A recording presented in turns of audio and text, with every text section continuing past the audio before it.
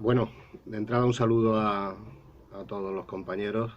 Para mí es un honor tener la oportunidad de participar en estas sesiones de formación online organizadas por el Colegio de Abogados de Córdoba, sin ánimo, por supuesto, de venir aquí a dar ninguna clase magistral ni nada que se le parezca, sino únicamente pues intentar aportar algo de luz en el importantísimo tema que me va a ocupar en esta intervención, que no es otro que el estado de los plazos administrativos tras la declaración del estado de alarma por virtud del Real Decreto 463/2020.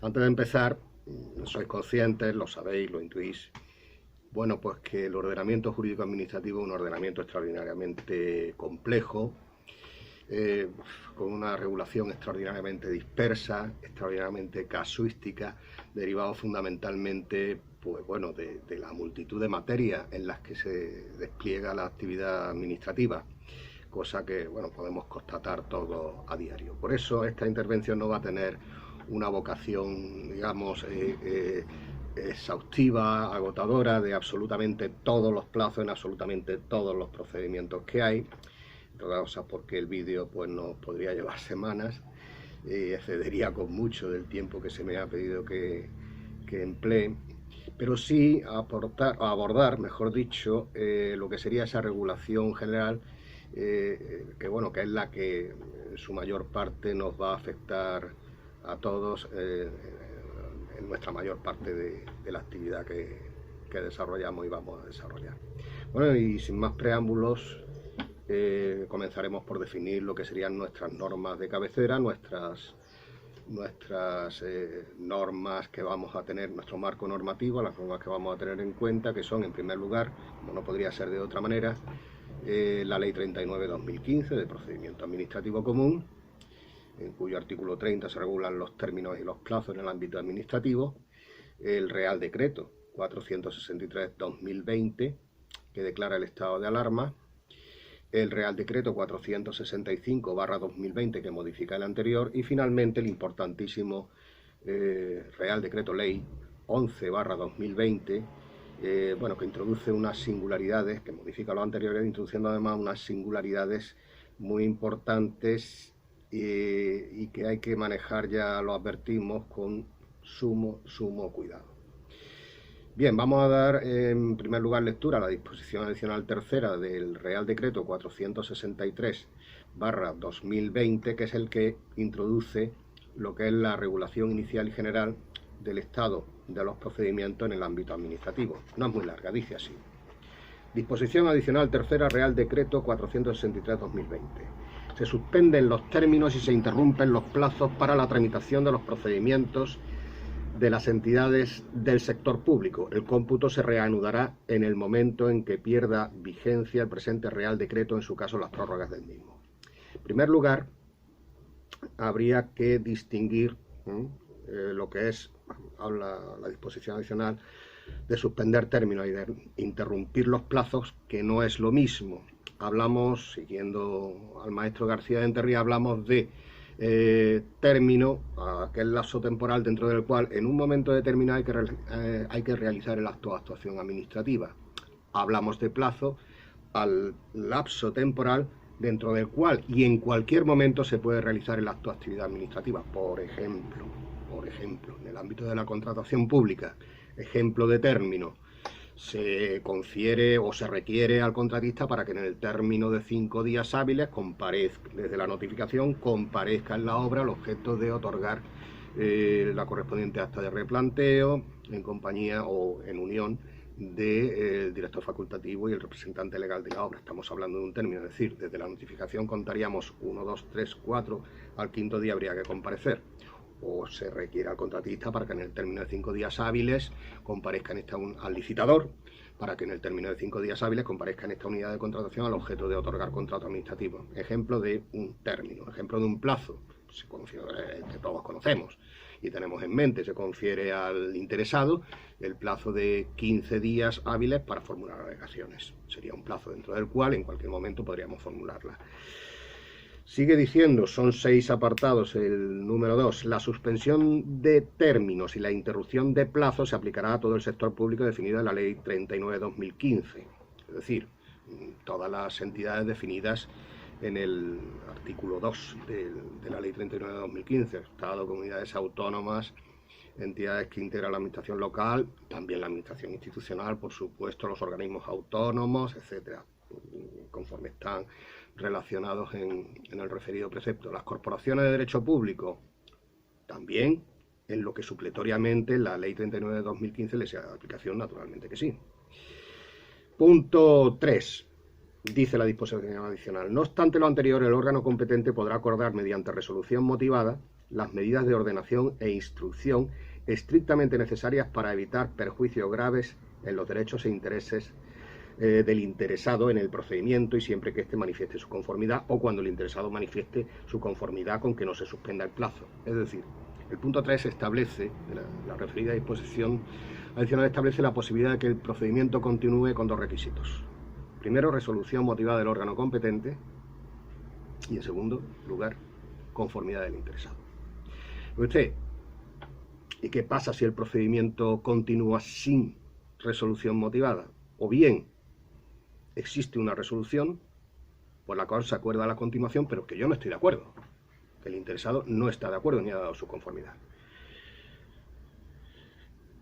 El procedimiento, por tanto, o los actos, o el acto que derive de ese procedimiento, el acto final, en el caso de que se acuerde la continuación, o el mismo acto acordando la continuación, la misma resolución acordando la continuación, sería impugnable. Vamos a ver, efectivamente estamos hablando de actos que irían en franca contradicción con lo dispuesto en la norma, en el punto 3 de la disposición adicional tercera. No obstante, no debemos perder de vista una cosa. Vamos a ver, yo siempre, cuando se trata de actos de trámite, y esto no deja de serlo, es decir, una resolución que acuerde la continuación de un procedimiento no deja de ser un acto de trámite. ¿Por qué? Porque no decide ni directa o indirectamente sobre el fondo del asunto. Pues hay que poner el acento, ¿no? O hay que fijarse, mejor dicho, en lo que es la regulación general de la impugnabilidad de los actos de trámite, que está en el artículo 112 de la Ley 39 de 2015, y preguntarnos si verdaderamente, aunque la Administración haya actuado contrariamente a la norma, se nos ha producido indefensión o perjuicio grave e irreparable en nuestros derechos, o bien se ha decidido directamente o indirectamente el fondo del asunto, o bien se determina, lo cual no es el caso, la continuación de procedimiento. Es decir, para que un acto de trámite, como no sería el acuerdo de continuación de un procedimiento administrativo, tuviese oportunidad de prosperar, sería necesario que dicho acto de trámite, dicho acuerdo de continuación, estuviese, ya que no decide ni directa ni indirectamente sobre el fondo del asunto, nos causase un estado de indefensión o nos causase un grave perjuicio. Caso de que así no fuera, aun cuando fuese un acto contrario a una norma, estaríamos hablando de una contravención formal a una norma, una irregularidad. Pero evidentemente no podríamos estar hablando de una posible prosperabilidad por existencia de un perjuicio grave. Podría serlo, por ejemplo. Es que se me ha notificado en el domicilio este acto de continuación del procedimiento y resulta que yo estoy confinado en otro lugar que, pues bueno, determina la imposibilidad de que tenga acceso a datos y antecedentes con objeto de poder cumplimentar dicho trámite. Pues evidentemente podría dar en ese caso lugar a que la impugnación prosperase, no porque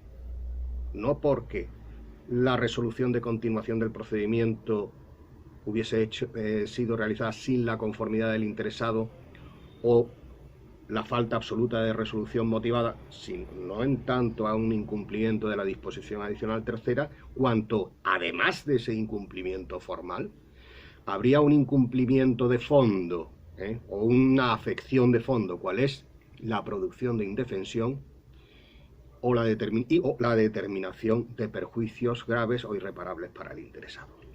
Bien, el punto 4, ya modificado por el Real Decreto 465/2020, que modifica el inicial 463/2020 establece: sin perjuicio de lo dispuesto en los apartados anteriores, desde la entrada en vigor del presente Real Decreto, las entidades del sector público podrán acordar motivadamente la continuación de aquellos procedimientos administrativos que vengan referidos a situaciones estrechamente vinculadas a los hechos justificativos del estado de alarma o que sean indispensables para la protección del interés general o para el funcionamiento básico de los servicios. Bien, en este apartado de esta disposición ya se contiene, sin necesidad de conformidad del interesado, la posibilidad o la facultad por parte del órgano competente de que los procedimientos continúen en aquellos casos de hechos directamente vinculados a los hechos justificantes del estado de alarma, por ejemplo, un expediente de regulación temporal de empleo, o aquellos otros en los que el objeto sea indispensable para la protección de interés general o para el funcionamiento básico de los servicios. Por ejemplo, procedimientos en materia de navegación aérea, procedimientos en materia de hidrocarburos, etcétera, etcétera. En estos procedimientos no será necesaria la conformidad del interesado, sino que directamente el órgano competente motivadamente podrá acordar que continúen.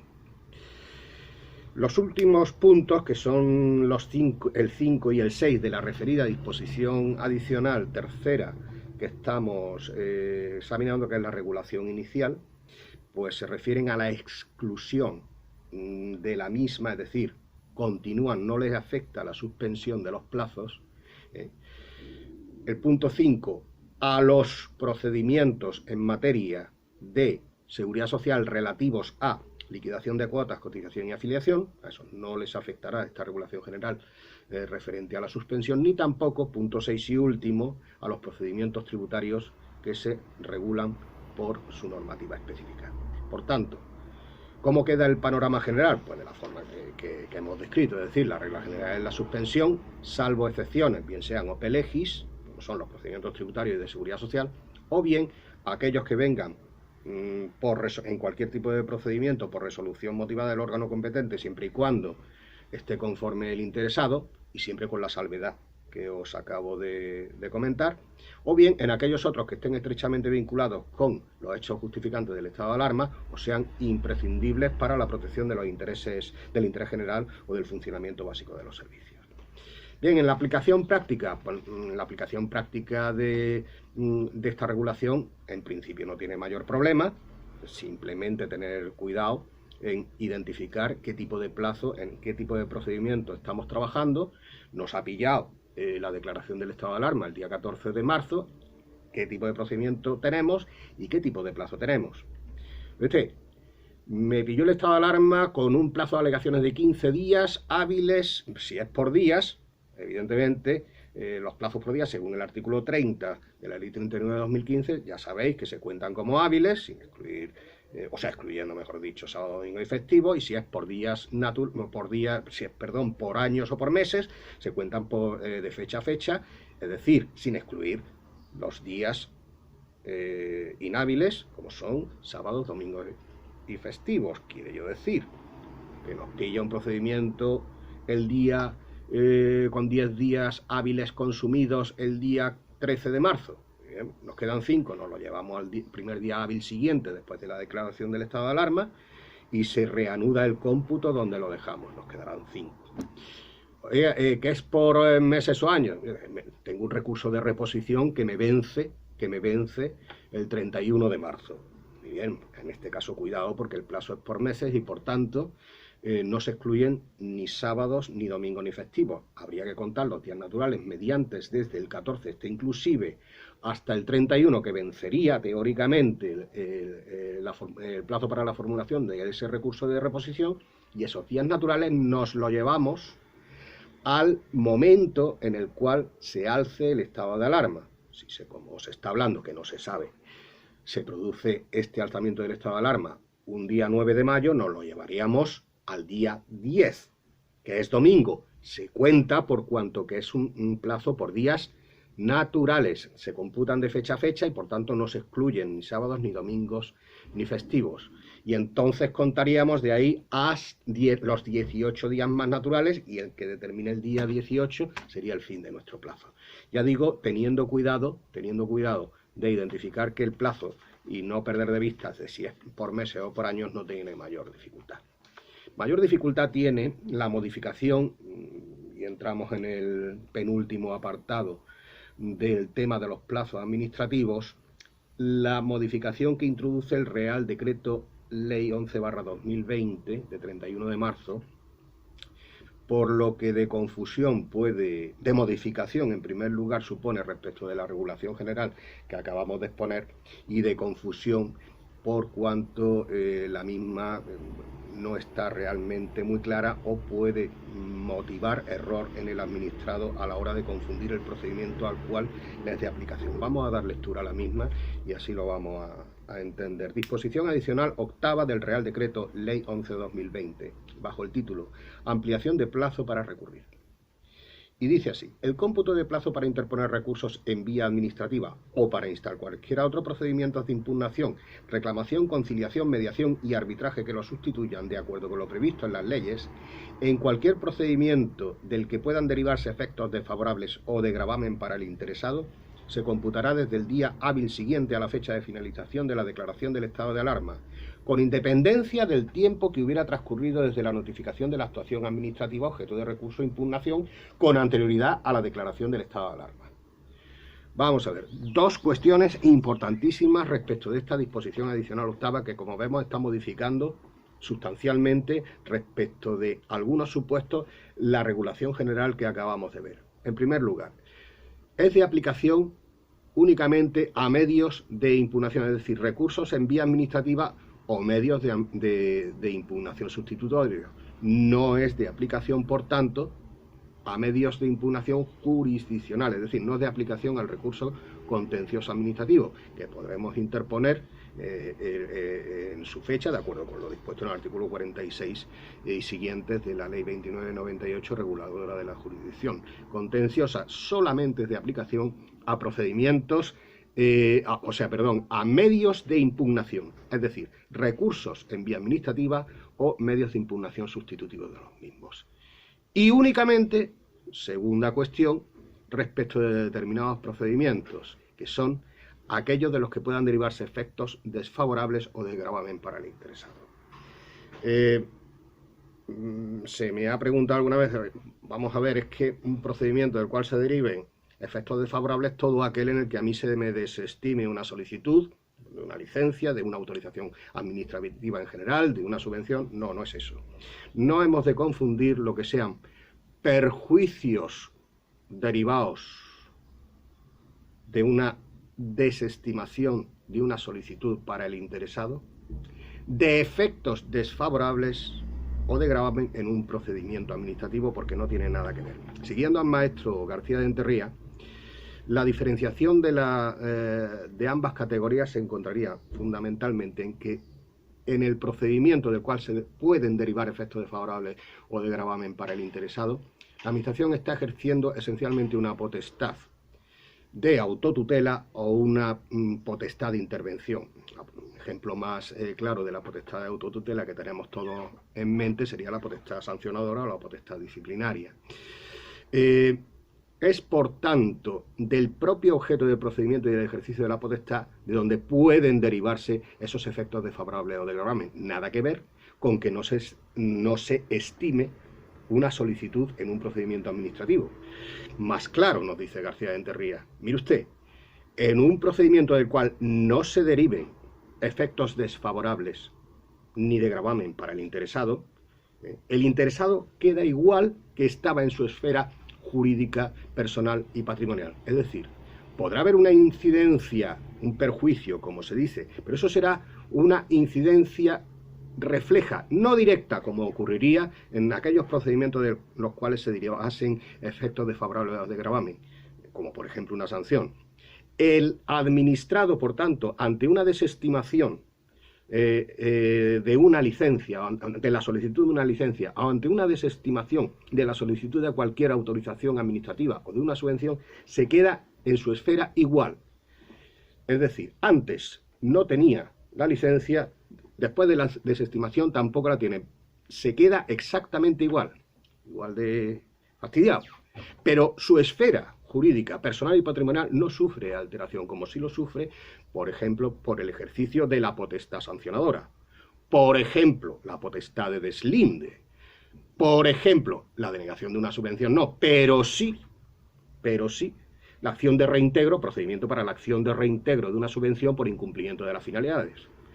La solicitud de una licencia no, pero sí, por ejemplo, la revocación de la misma mediante el procedimiento de lesividad, ya que, como sabéis, la Administración no puede revocar un acto administrativo declarativo de derecho a un administrado si no es acudiendo al proceso de lesividad. En esos casos sí. Es decir, desde la propia potestad administrativa se deriva, desde el propio acto administrativo, mejor dicho, en esta categoría de procedimientos de los cuales se derivan efectos desfavorables o de gravamen para el interesado, vienen como consecuencia del ejercicio una potestad de autotutela o una potestad de intervención.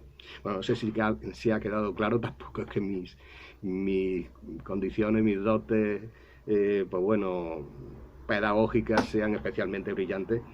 Las del doctor García Enterría muchísimo más que yo, lo más seguro. Pero bueno, supongo y espero que habrá quedado en ese sentido claro. Pues claro, la disposición adicional octava restringe la aplicación o su aplicación a esta clase de procedimientos y solamente a estos medios de impugnación. ¿Y qué ocurre con estos medios de impugnación? Es decir, recursos en vía administrativa, ojo, cuidado, no recurso contencioso, y respecto de procesos en los que se deriven efectos favorables o perjudiciales para el interesado. Bueno, pues en este caso la disposición adicional octava establece que el plazo cuenta de cero desde el alzamiento del estado de alarma. Es decir, con independencia del plazo que hubiese transcurrido si el acto a impugnar nos hubiese sido notificado con anterioridad del estado de alarma. No lo dice la ley, pero es evidente que lo que no puede haber ocurrido es que nos hubiese ya vencido o caducado el plazo para la interposición de ese recurso o medio de impugnación antes de la declaración del estado de alarma. Es decir, ponemos por caso el recurso de reposición en un procedimiento del cual deriven efectos o puedan derivar efectos desfavorables o de gravamen contra una sanción administrativa, por ejemplo. Pues mire usted, me vencía el plazo del 31. Antes hemos dicho, pues esos días naturales se llevan a continuación del estado de alarma. No, si es de un procedimiento del cual deriven efectos desfavorables o de gravamen, el plazo, si no se hubiera agotado el día 14 de marzo, cuenta desde cero a partir del alzamiento del estado de alarma. Bien, pues esta es la regulación general con la modificación introducida y finalmente habría que hacer referencia, por último, a una disposición que es la adicional cuarta del Real Decreto 463/2020, por tanto dentro de la regulación general, pero que habla de la suspensión de los plazos de prescripción y caducidad. Nada que ver, por tanto, ni con la interrupción de plazos, ni con la suspensión de términos en el ámbito administrativo. La disposición adicional cuarta, al hablar de suspensión de plazos de prescripción y caducidad, se hace referencia o se refiere a todo el ordenamiento jurídico, no específicamente al ordenamiento administrativo. Y dice así: los plazos de prescripción y caducidad de cualesquiera acciones y derechos quedarán suspendidos durante el plazo de vigencia del estado de alarma y en su caso de las prórrogas que se adoptaren. Se habla tradicionalmente, como sabéis, de que la prescripción se interrumpe y la caducidad se suspende. Aquí se equiparan, salvo que una norma establezca con rango de ley y establezca lo contrario. En este caso estamos hablando de una norma con rango de ley, porque como sabéis los reales decretos dictados al amparo de la ley reguladora de los estados de alarma, excepción y sitio, según la doctrina del Tribunal Constitucional, pues tienen rango legal. Es decir, aunque revistan la forma de real decreto, tienen ese rango de ley. Bien, como decía, es tradicional entender que mientras la prescripción se interrumpe, la caducidad se suspende. Aquí se equiparan los efectos en ambas. Es decir, quedan paralizados los plazos de prescripción y de caducidad. Por ejemplo, recurso contencioso administrativo. Aquí sí que sería un plazo de caducidad para el administrado. Nos ha pillado que nos vence el plazo, o nos vencería el plazo teóricamente para recurrir en vía contenciosa administrativa un 31 de marzo. Esos 18 días nos lo llevamos a continuación del primer día, a continuación del alzamiento del estado de alarma, primer día natural, puesto que estamos hablando de un plazo por meses, y el día final que computásemos de esos 18 que nos hemos llevado, nos determinaría el fin del plazo, no tiene mayor problema. Supuestos de prescripción, por ejemplo, la acción de reclamación por responsabilidad patrimonial de la Administración. Nótese de procedimientos que aún no se han iniciado, es decir, como dice la disposición adicional cuarta, acciones o derechos. Bien, como sabéis, el plazo para el ejercicio de la acción de reclamación de responsabilidad patrimonial contra la Administración prescribe, es un plazo de prescripción en un año. Artículo, creo que es el 67, sí, de la Ley 39/2015. Muy bien, desde la consolidación de la lesión, de la consolidación del daño, supongamos que nos vence el plazo el 31 de marzo. Misma operación. Queda paralizado y no es que vuelva a contar de cero. No. No se interrumpe en el sentido de que la ley, o sea, la norma no dice que se interrumpa, dice que se suspende. Pues nos llevamos esos 18 días, desde el 14 de marzo hasta el 31 que nos quedan, nos lo llevamos a continuación del primer día natural, puesto que es un plazo por años, primer día natural desde el alzamiento del estado de alarma, contamos los 18 que nos hemos llevado y ese día nos determinaría el fin del plazo. Bueno, pues espero que haber arrojado un poco de luz, ya digo, como dije al principio. Evidentemente, como también dije, está en la regulación general, que se establecen las normas reguladoras del estado de alarma ahora mismo. Y bueno, existen, por supuesto, muchísimos procedimientos administrativos, muchísimos trámites que aquí no se han abordado.